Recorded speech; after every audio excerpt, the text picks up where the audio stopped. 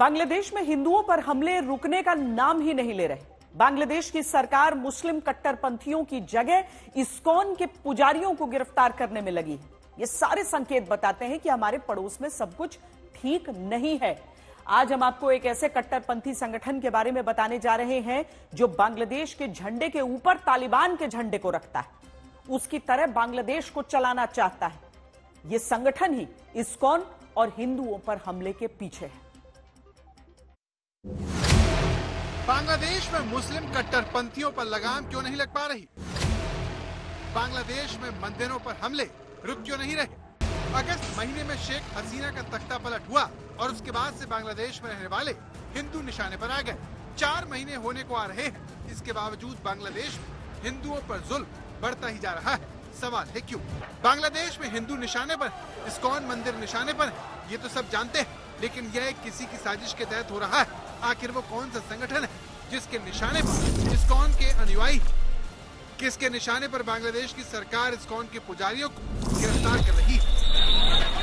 जमात इस्लामी तालिबान बांग्लादेश का वो कट्टरपंथी संगठन है जो इस्कॉन के पीछे पड़ा है, उसे मानने वालों को धमका रहा है। ये संगठन इतना ताकतवर है कि बांग्लादेश की सरकार भी उसकी बात मानती है। इसका नेता मुफ्ती हारून इजहार भारत विरोध की आग को शेख हसीना की तख्ता पलट के बाद से ही भड़काने में लगा। इनमें दास और अन्य आतंकी संगठन बांग्लादेश को अस्थिर करने की कोशिश कर रहे हैं और इसे भारत से फंडिंग मिल रही है। मैं सरकार से पूछना चाहता हूं कि आप भारत से इतना क्यों डरते हैं?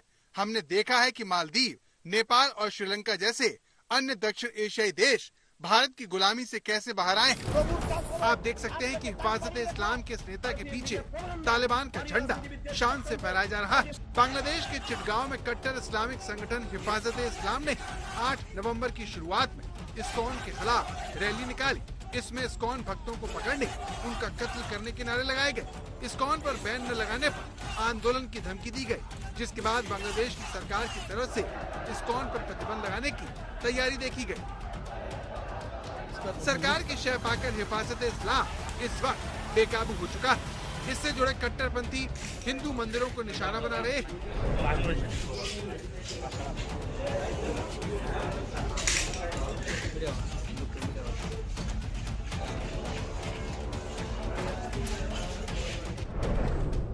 पाकिस्तान परस्त आतंकवादी संगठन कितना ताकतवर है, उसका अंदाजा इसी बात से लगाया जा सकता है कि बांग्लादेश की नई सरकार में धार्मिक मामलों के मंत्री अबुल फयाज खालिद हुसैन इसके सदस्य हैं। हिफाजत इस्लाम का लक्ष्य बांग्लादेश को अफगानिस्तान की तरह बनाने का है। तालिबान की तरह बांग्लादेश में कट्टरपंथी इस्लामी सरकार बनाना इस संगठन का सपना है। इस संगठन के लिए तालिबान बांग्लादेश से भी बड़ा है, इसीलिए इसकी रैलियों में बांग्लादेश के झंडे के ऊपर तालिबान के झंडे को लगाकर अपमानित किया जाता है, लेकिन बांग्लादेश की सरकार को कोई फर्क नहीं पड़ता। जबकि राष्ट्रीय झंडे के अपमान के आरोप में ही इस्कॉन के पूर्व पुजारी चिन्मय कृष्ण दास की गिरफ्तारी हो चुकी है। लेकिन हिफाजत इस्लाम की सभाओं में तालिबान के झंडों को खुलेआम बांग्लादेश के झंडों पर तरजीह दी जा रही है। इससे ये साबित होता है कि बांग्लादेश में किसी साजिश के तहत हिंदुओं को सताया जा रहा है, जिसमें पाकिस्तान परस्त हिफाजत इस्लाम का बड़ा रोल है। बांग्लादेश सरकार से कहना चाहते हैं कि आप कूटनीतिक संतुलन बनाए रखने के लिए अन्य देशों के साथ साझेदारी क्यों नहीं करते? हम पाकिस्तान की बात नहीं कर रहे, हमें पाकिस्तान से फंडिंग नहीं मिलती, लेकिन चीन के साथ साझेदारी क्यों नहीं? मोहम्मद यूनुस सरकार में बांग्लादेश लगातार बदल रहा है। वहाँ पाकिस्तान और कट्टरपंथियों का बोलबाला दिन पर दिन बढ़ता ही जा रहा है और अल्पसंख्यक हिंदू खतरे में आ चुके हैं। हिफाजत इस्लाम, इसकी ताकत का अंदाजा इस बात से लगाइए कि इसी संगठन ने बांग्लादेश की पूर्व प्रधानमंत्री शेख हसीना पर मंगलवार को 9 मामले दर्ज किए। इस संगठन के सचिव मुफ्ती हारून इजहार चौधरी ने इंटरनेशनल क्राइम ट्राइब्यूनल में हसीना के खिलाफ शिकायत दर्ज कराई, उनकी सरकार के तख्ता पलट में अहम रोल निभाया। बांग्लादेश में हिंदुओं पर बढ़ते हमले को मोहम्मद यूनुस खारिज करते हैं, लेकिन तस्वीरें झूठ नहीं बोलती, क्योंकि बांग्लादेश में न हिंदू मंदिरों पर हमले रुक रहे हैं और न ही कट्टरपंथियों की धमकियां। बांग्लादेश में कट्टरपंथियों के हौसले कितने बुलंद हैं, इसका अंदाजा आपको इस वीडियो से लगेगा। वीडियो में एक हिंदू पीड़ित महिला मुस्लिम कट्टरपंथियों के अत्याचार की कहानी सुना रही थी। सामने खड़ा एक सरकारी अफसर है जो इस हिंदू महिला के ऊपर हुए हमले की आपबीती जानने के लिए उसके घर आया था। लेकिन जब उसने पूरी कहानी बताने की कोशिश की तो अफसर के सामने एक कट्टरपंथी इस पीड़ित महिला को धमकाने लगे। बांग्लादेश में हिंदुओं पर हमले का पाकिस्तानी कनेक्शन भी है। जो भी संगठन हिंदुओं को सता रहे हैं वो पाकिस्तान की पुरजोर वकालत करते नहीं थकते। हम कोई आतंकवादी संगठन नहीं है। हम भारत का विरोध करने यहाँ आए हैं। हम भारत के साथ युद्ध करना नहीं चाहते। यदि वो युद्ध छेड़ना चाहते हैं तो हम इसका विरोध करने में सक्षम हैं। मैं भारतीय उच्चायुक्त को चेतावनी देता हूँ कि बांग्लादेश के खिलाफ सभी दुष्प्रचार बंद कर दे।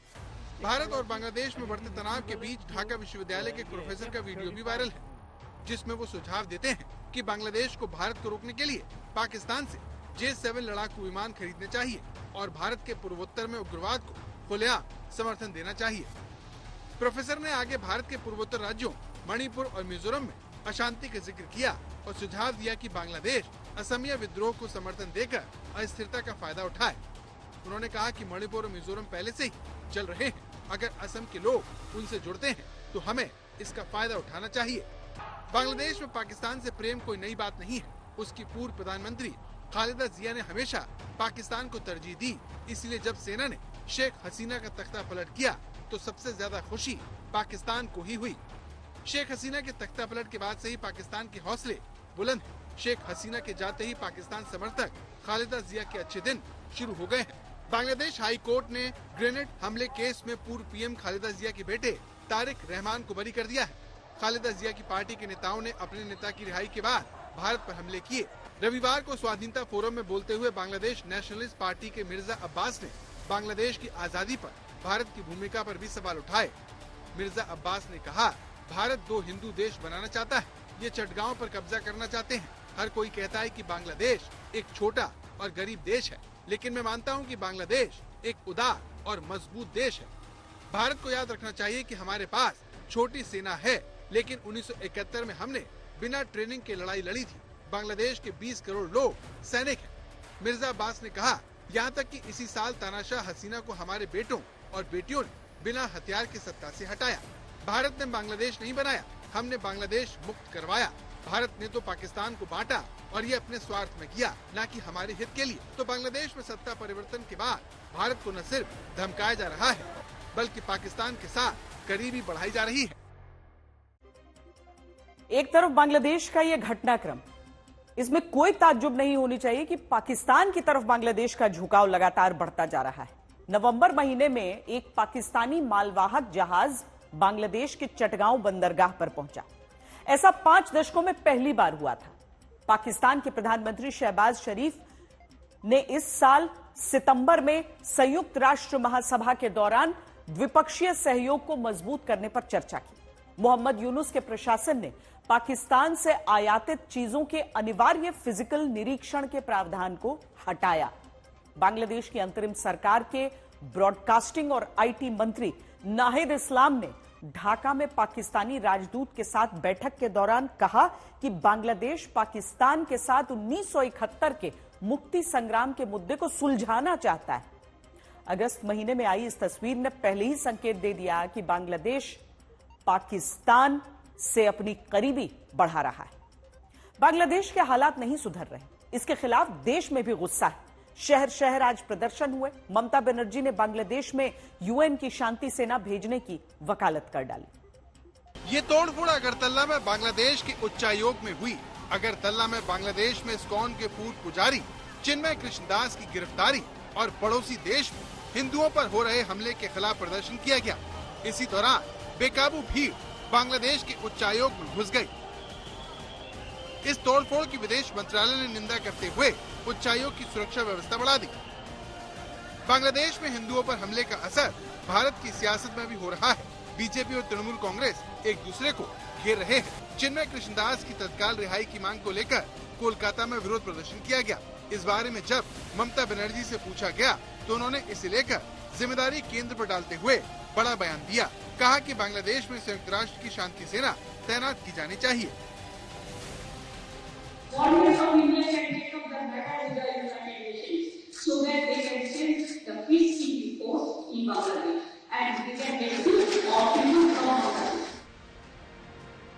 बांग्लादेश में पश्चिम बंगाल की मुख्यमंत्री ममता बनर्जी के बयान पर तीखी प्रतिक्रिया दी है।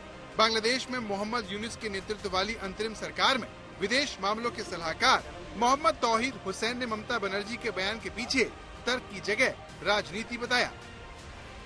बांग्लादेश में हिंदुओं पर हमला सारे देश की तरह पश्चिम बंगाल में भी बड़ा मुद्दा बन चुका है। इसे लेकर बीजेपी ने बांग्लादेश बॉर्डर पर प्रदर्शन किया।